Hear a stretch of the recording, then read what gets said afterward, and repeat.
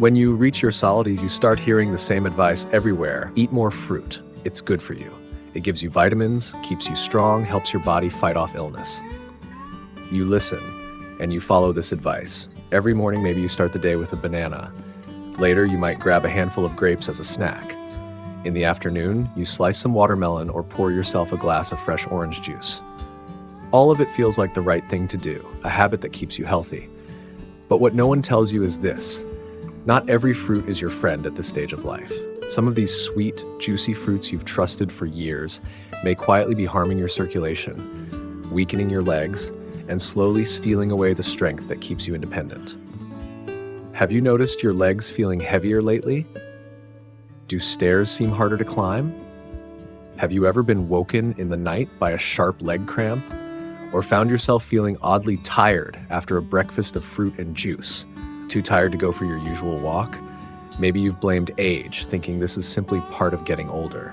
But what if the real reason is sitting right there on your plate, in that bowl of fruit you've always thought was helping you? The truth is, after 60, our bodies change in ways we don't always notice right away. The cells that once responded so well to insulin now react more slowly. So when you eat fruit high in natural sugar, your blood sugar rises faster and higher than it used to. Your body tries to bring it down, releasing insulin to move that sugar out of your blood.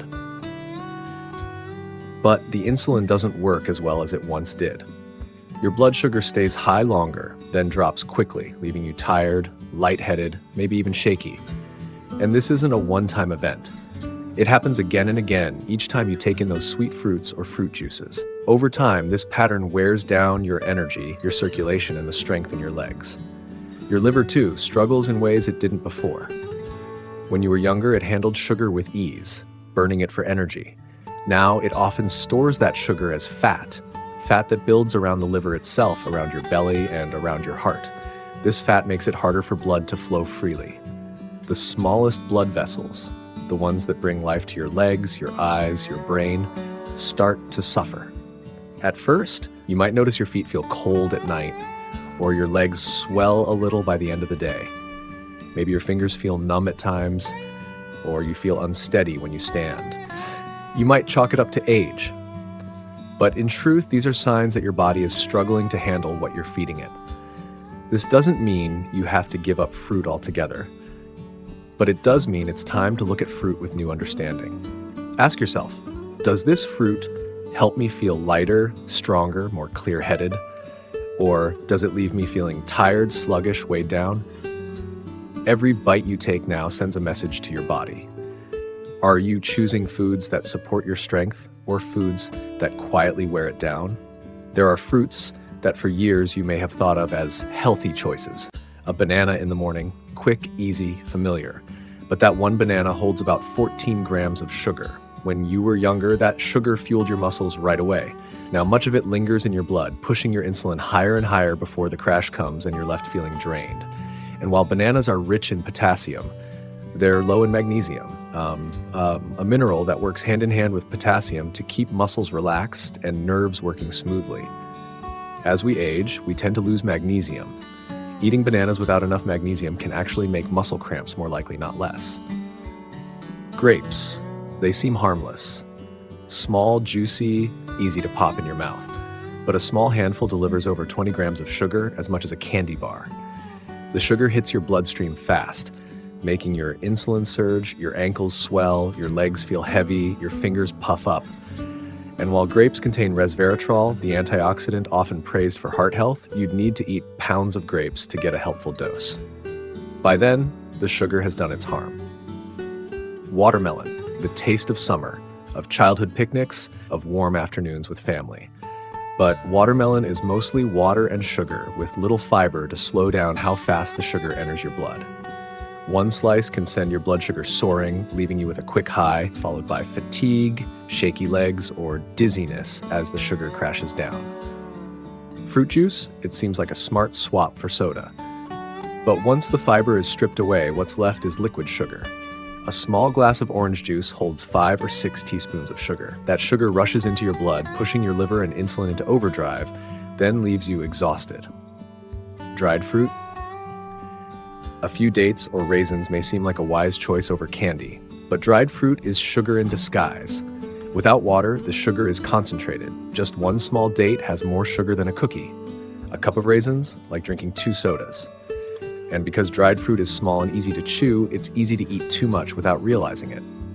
Canned fruit in syrup, those soft peach slices or bits of pineapple may look innocent, but they're bathed in syrup. Sugar water that pours straight into your blood and makes your heart and legs work harder than they should. And even that sweet, ripe mango, so soft, so fragrant, can push your blood sugar high, leaving you tired, foggy, and less steady on your feet. But don't worry, there is a better way. You don't have to stop eating fruit. But it's time to choose fruit and how you eat it, with care and wisdom that matches your body's needs today. Let's take a closer look at those fruits you've trusted for so long, the ones you thought were helping, but that may be quietly making life harder for your legs, your heart, and your freedom. You've already heard about bananas, grapes, watermelon, fruit juice, dried fruit, canned fruit in syrup, and ripe mangoes. But now let's walk through them again, one by one, to truly understand how they affect your body and what makes them so tricky after 60. Start with bananas. They're quick, convenient, familiar, the kind of snack you can grab on the go without a second thought. For decades, you probably believed they were the perfect healthy food. But a banana contains about 14 grams of sugar, and that sugar enters your bloodstream quickly. Years ago, when your muscles burned through fuel easily, your body could handle it. Now your insulin response is slower. That sugar lingers, pushing your insulin higher and higher before the crash comes and leaves you drained. And bananas may be rich in potassium, but they're low in magnesium. These minerals work together to keep your muscles and nerves functioning well. With age, your magnesium stores are lower. And without enough magnesium, your muscles cramp more easily. You might have reached for bananas to stop nighttime cramps, but without that balance, the cramps may only get worse. Now think of grapes, those little jewels of sweetness that seem so innocent. You might have a bowl of them while reading, watching TV, or sitting on the porch. But even a small handful, just 15 or 20 grapes, contains over 20 grams of sugar, as much as a candy bar. That sugar rushes into your bloodstream, causing insulin to surge. Your ankles might swell, your legs feel heavier, your fingers puffier. You might think about the resveratrol in grapes, the antioxidant that's supposed to be good for your heart, but you'd need to eat pounds of grapes to get a meaningful dose. By then, the sugar will have done its damage. Watermelon is next. The fruit of summer, of childhood picnics, of long, lazy afternoons. Sweet, juicy, refreshing. But it's mostly water and sugar, and almost no fiber to slow down how fast that sugar hits your bloodstream. A slice or two on a hot day might taste wonderful, but soon after, your blood sugar spikes. You might feel lightheaded, your legs may feel wobbly, or your heart might race a little. The sugar crash that follows leaves you tired, your legs heavy, your steps unsteady. And if this happens day after day, those tiny blood vessels in your legs, feet, and brain, already vulnerable with age, take another hit each time. Fruit juice might seem smarter than soda, but the truth is, it's just sugar in a different disguise.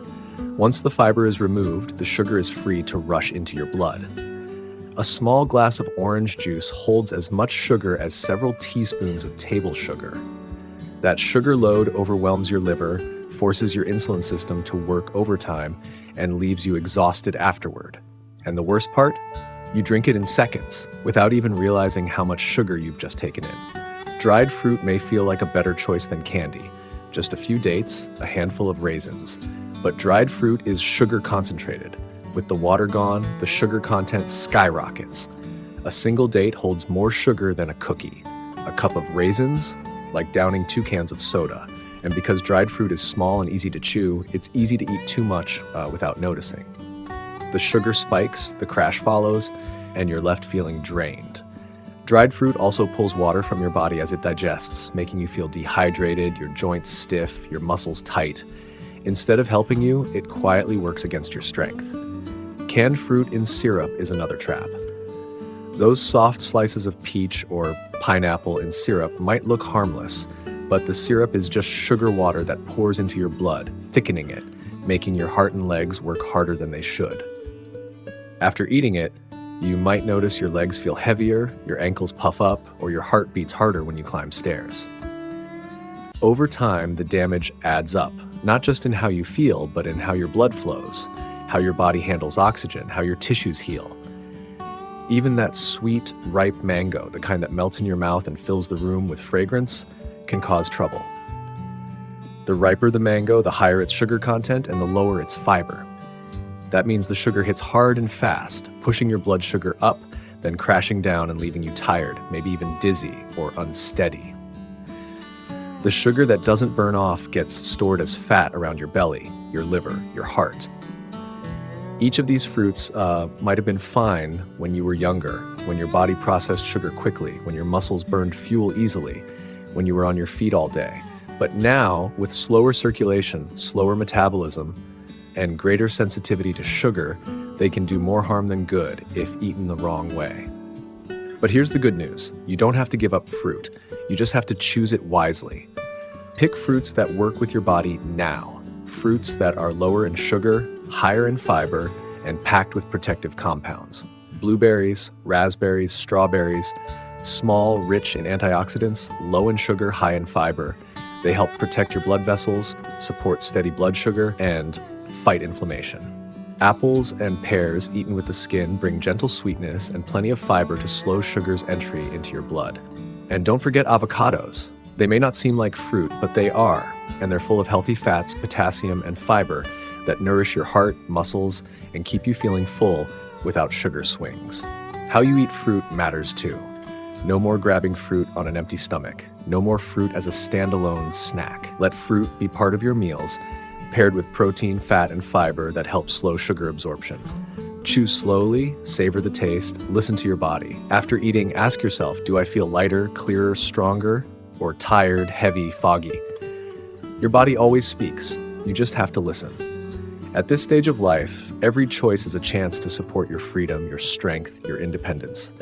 Fruit isn't the enemy, but how you choose it, how you eat it, that makes all the difference.